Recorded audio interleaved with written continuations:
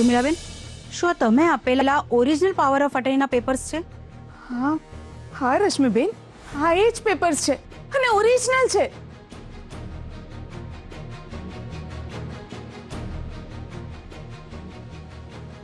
આ બધું શું ચાલી રહ્યું છે? મારા તો માનવામાં નથી આવી રહ્યું કે કિયારા આવું કરી શકે છે. કે પછી આની પાછળ પણ એની કોઈ ચાલ હશે. સાચે જ ઓરિજિનલ ડોક્યુમેન્ટ છે ને? હા, તો હવે આપણે કોર્ટમાં જવાની જરૂર છે કે નહીં? એક મિનિટ, હું જજ સાહેબ સાથે વાત કરીને જાણી લઉં.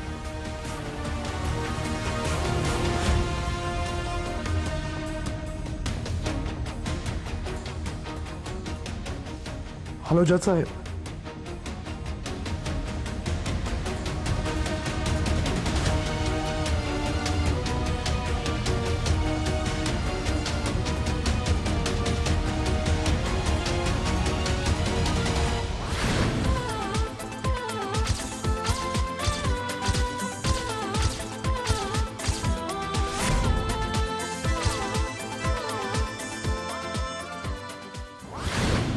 ઓકે,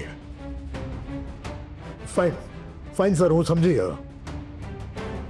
શું કહ્યું જજ સાહેબે? જજ સાહેબે કહ્યું કે આપણે કોર્ટમાં જવાની જરૂર નથી.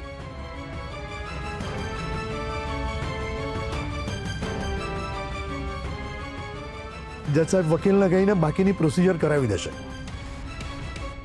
વી નીડ નોટ ટુ વરી.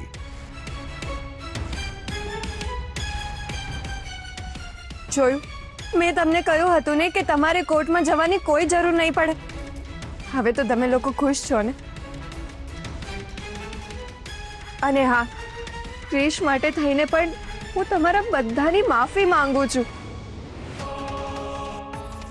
પણ સાચે કહું છું, મેં ક્રિશ સાથે કોઈ છેતરપિંડી નથી કરી. મને એની મારા બિઝનેસમાં જરૂર હતી અને એટલે જ મેં બોન્ડમાં બાંધીને રાખ્યો હતો, જેથી કરીને એ મને છોડીને ના જાય. મેં મારા ડ્રીમ પ્રોજેક્ટ માટે ક્રિશને જ પસંદ કર્યો અને એને આફ્રિકા મોકલ્યો. જો મારા મનમાં કોઈ ખોટ હોત તો હું એની સાથે ના ગઈ હોત. પણ ના, મેં એવું ના કર્યું. હું કોઈ પણ સંજોગોમાં રાધાને ક્રિશથી દૂર કરવા નથી માંગતી. મારા નસીબમાં ક્રિશ સાથે સુખી જીવન જીવવાનું જે સપનું હતું એ ભલે અધૂરું રહી ગયું, પણ હું હવે બદલાઈ ગઈ છું. સાસુમાં, હવે તમને બધું જ તમારું પાછું મળી ગયું છે, તો હું તમને તમારા દીકરાથી દૂર કેમ નહીં રાખી શકું? મેં ક્રિશને આફ્રિકાથી પાછો બોલાવી લીધો છે. એ ટૂંક જ સમયમાં તમારી સામે આવી જશે.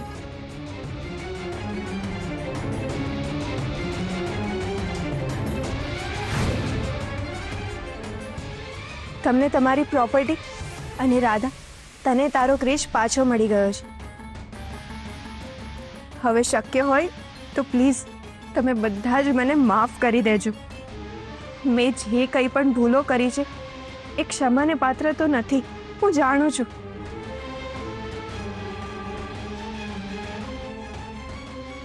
રાધા, મેં ક્રિશને સાચા દિલથી પ્રેમ કર્યો છે, પણ ક્રિશ મારા નસીબમાં નહોતો. પણ કંઈ વાંધો નહીં, મને કોઈનાથી કોઈ ફરિયાદ નથી.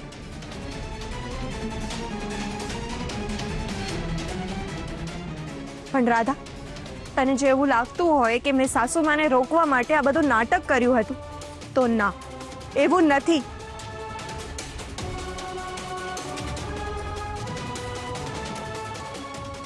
આ કિયારા ક્યારેય કોઈનાથી ડરી નથી કે ક્યારેય ડરશે પણ નહીં. પણ હકીકતમાં હું મારી જિંદગીથી કંટાળી ગઈ છું અને એટલે જ ઘરેથી નીકળતા પહેલા મેં નિર્ણય કરી લીધો હતો કે હું સાસુમાને એમની અમાનત સોંપીને આ દુનિયાને અલવિદા કહી દઈશ.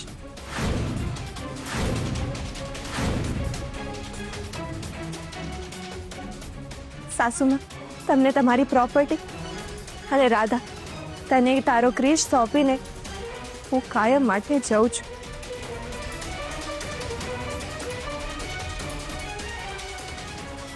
શક્ય હોય તો પ્લીઝ મને માફ કરી દેજો.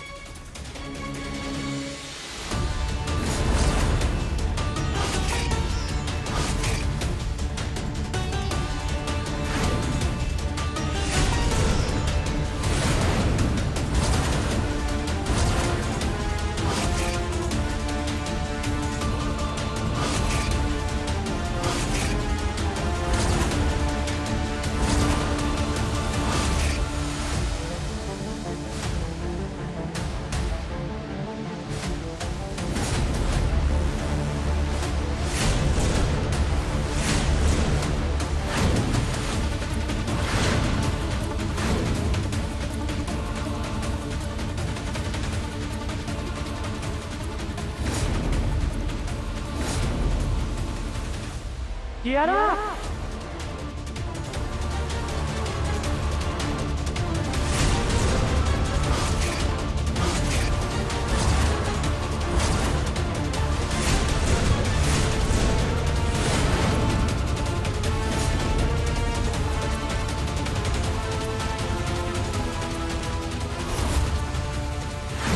કિયારા તે શું કર્યું?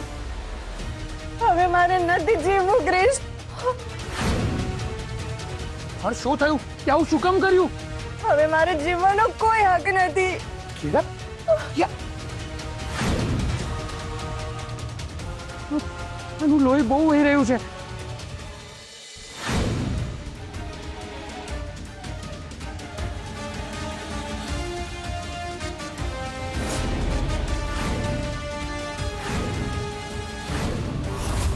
અને હમણાં હોસ્પિટલ લઈ જવી પડશે. બેટા ક્રિશ, બચાવી લે મારી મીઠડીને. મારી મીઠડીને બચાવી લે બેટા. ચલ.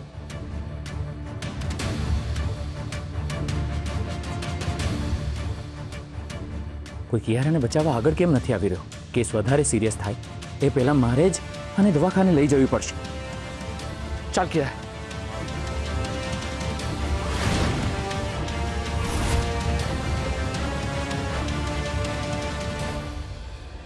મારે પણ જવું જોઈએ. પત્ની તરીકે મારે ક્રિશને સાથ આપવો પડશે. એક મિનિટ રાધા, તું ક્યાં જાય છે? હું ક્રિશ સાથે હોસ્પિટલ જાઉં છું. એની કોઈ જરૂર નથી. હા ભાભી, એ બધું એનું એક નાટક છે. એ બધું પ્લાનિંગ કરીને જ આવ્યો. કોઈ બીજાને મારવાનું પ્લાનિંગ કરે શૌર્યભાઈ, જાતે મરવાનું નહીં. અને કિયારા બહુ ડરપોક છોકરી છે. જો એને કંઈ થઈ ગયું ને તો અરે તો બધું આપણા પર આવી જશે. આપણે મુસીબતમાં આવી જઈશું. જો કિયારાએ કે કોઈએ પણ પોલીસને કમ્પ્લેન કરી કે આપણા લીધે એણે પોતાનો જીવ લેવાનો પ્રયત્ન કર્યો છે, તો આપણે ફસાઈ જઈશું. એવું કશો જ નહીં થાય. આપણે બધા એના સાક્ષી છીએ અને કિયારાના દાદી પણ અહીંયા જ હતા જ્યારે એણે આ બધું કર્યું. કોર્ટમાં કિયારા ક્યારેય એવું સાબિત નહીં કરી શકે કે આપણા બધાને કારણે એણે સુસાઇડ અટેમ્પ્ટ કર્યો હતો. પપ્પા પ્લીઝ તમે સમજવાનો પ્રયત્ન કરો. મને જવા દો. ના, તારે જવાની જરૂર નથી. ક્રિશ એના એમ્પ્લોયના નાતે એને દવાખાને લઈ ગયો છે. તો મારે પણ ક્રિશની પત્નીના નાતે જવું ના જોઈએ? પપ્પા કિયારા માટે નહીં પણ ક્રિશ માટે મને જવા દો. નહીતર ક્રિશ આપણા બધા માટે કંઈક ખોટું વિચારશે. પ્લીઝ પપ્પા. રાધાની વાત બરાબર છે, એને જવા દો. નહીં તો ક્રિશ આપણા બધા માટે ગેરસમજ કરી લેશે. જા બેટા, અને કંઈ પણ જરૂર પડે તો અમને ફોન કરજે. ઠીક છે પપ્પા.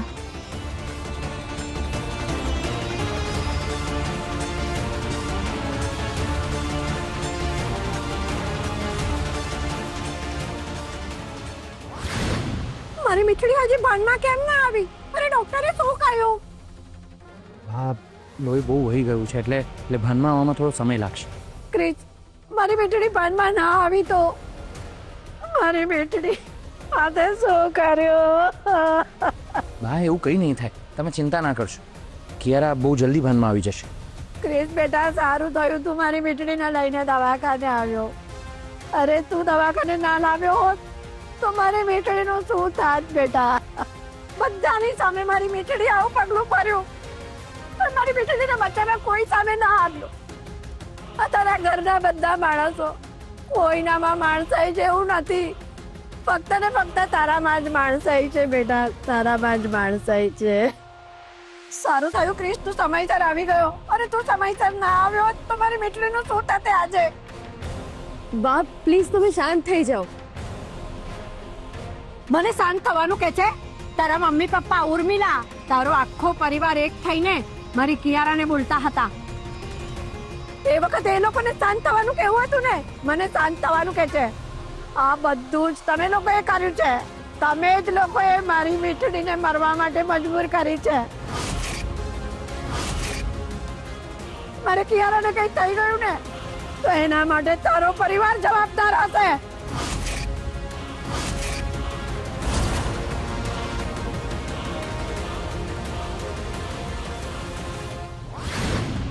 દર વખતે ભગવાન અમારી સાથે જ કેમ આવું કરે છે?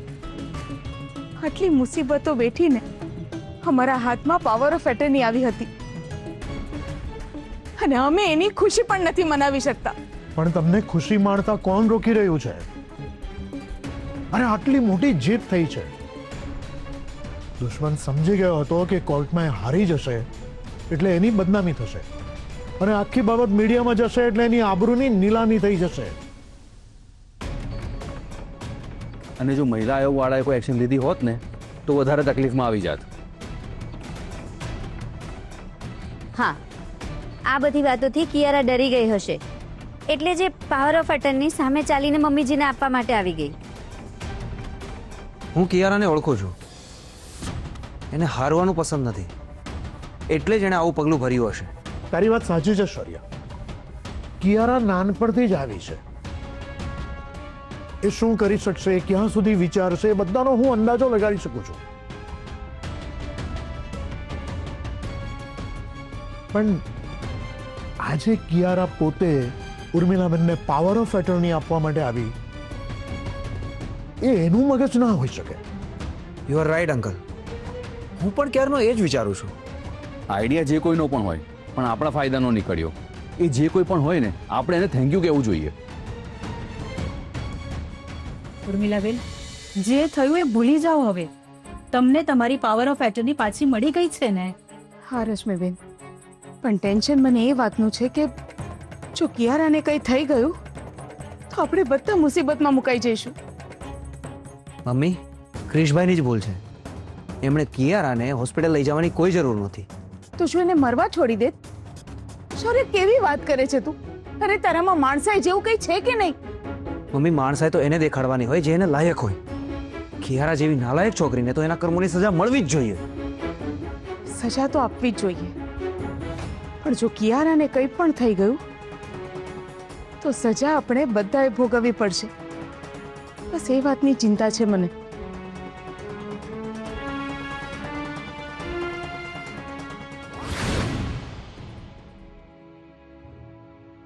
આ બધું શું છે રાધા? હું તને પછી કહું છું. ના, મારે અત્યારે જ બધું જાણવું છે. કિયારાએ આત્મહત્યા કરવી પડે એવું તો શું થયું છે? કહું છું. બા, તમે અહીંયા કિયારા પાસે જ બેસજો. હું ડૉક્ટરને મળીને આવું. ભલે, પણ ડોક્ટરને પૂછતો આવજે કે મારી મીઠડી ભાનમાં ક્યારે આવશે. ઠીક છે, પૂછી લઈશ. અને કંઈ કામ પડે તો મને બોલાવી લેજો. હા.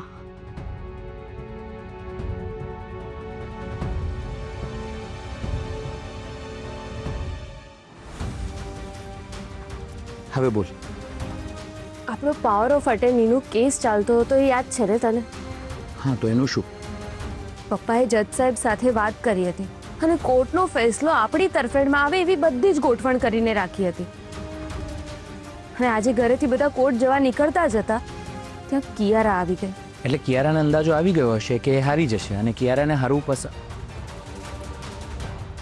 હો, આઈ સી. એટલે કિયારા કોર્ટમાં જવા માટે બધાને રોકવા આવી હતી. હા, અમને બધાને પણ એવું જ લાગ્યું, પણ કોઈને અપેક્ષા જ નહોતી કિયારાએ એવું પગલું ભર્યું. શું કર્યું?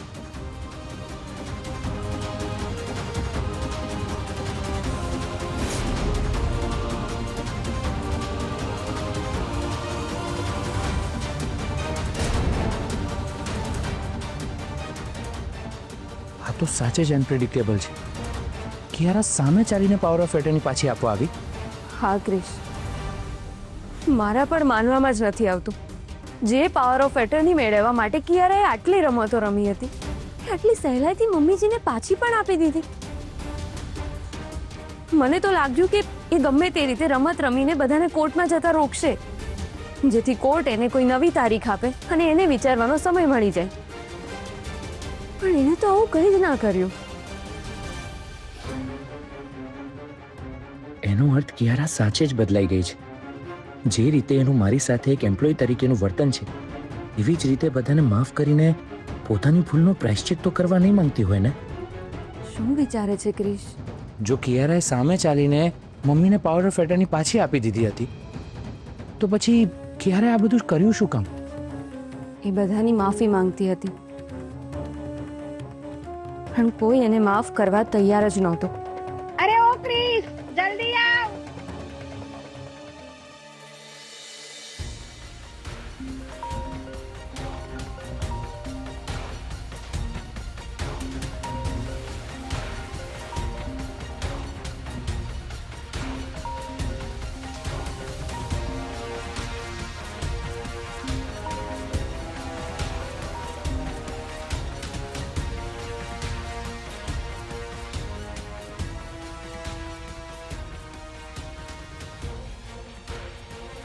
શું થયું બા? જો જો મારી મીઠડી ભાનમાં આવી ગઈ ક્રિસ.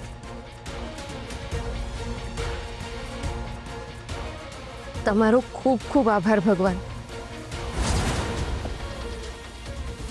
આ પનોતી પણ આવી છે.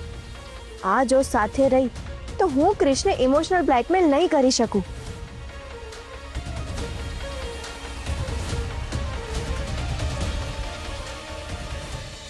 કિયારા આરામથી. ક્રિશ, તું મને દવાખાને શું કામ લઈને આવ્યો? મને બચાવવાની શું જરૂર હતી તારે? મને મરી જવા દેવી હતી. હવે મારે નથી જીવવું. અરે કિયારા તું શું કરે છે? તું પેલા શાંત થઈ જા. આવી રીતે ઉશ્કેરાવું તારા માટે સારું નથી. ના, મારે હવે નથી જીવવું. પ્લીઝ મને મરી જવા દો. મારે જીવવાનો કોઈ અધિકાર નથી. કિયારા પ્લીઝ તું શાંત થઈ જા.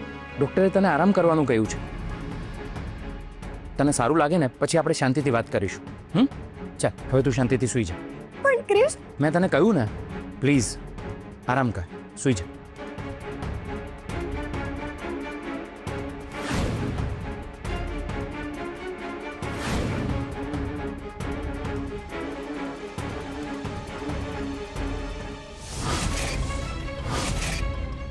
ક્રિશ, તું મને દવાખાને લઈને આવ્યો, મારો જીવ બચાવ્યો. તું મને એકલી મૂકીને તો નહીં જતો રહે ને? ના ના કિયારા, હું અહીંયા જ છું. તને છોડીને ક્યાંય નહીં જાઉં.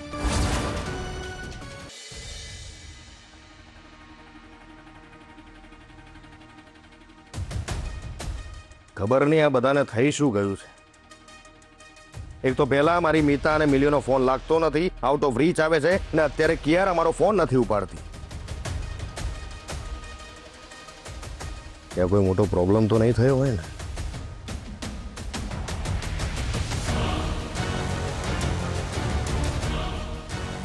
જો સમજદાર હશે તો મોટા લોકો સાથે પંગો લેવા કરતા મેં જેમ કીધું છે એમ ચૂપચાપ સરેન્ડર કરી દેશે તો બની શકે કે કદાચ એ લોકોના મગજમાં કિયારા માટે જે ગુસ્સો છે ઓછો થઈ જાય ને એને માફ પણ કરી દે.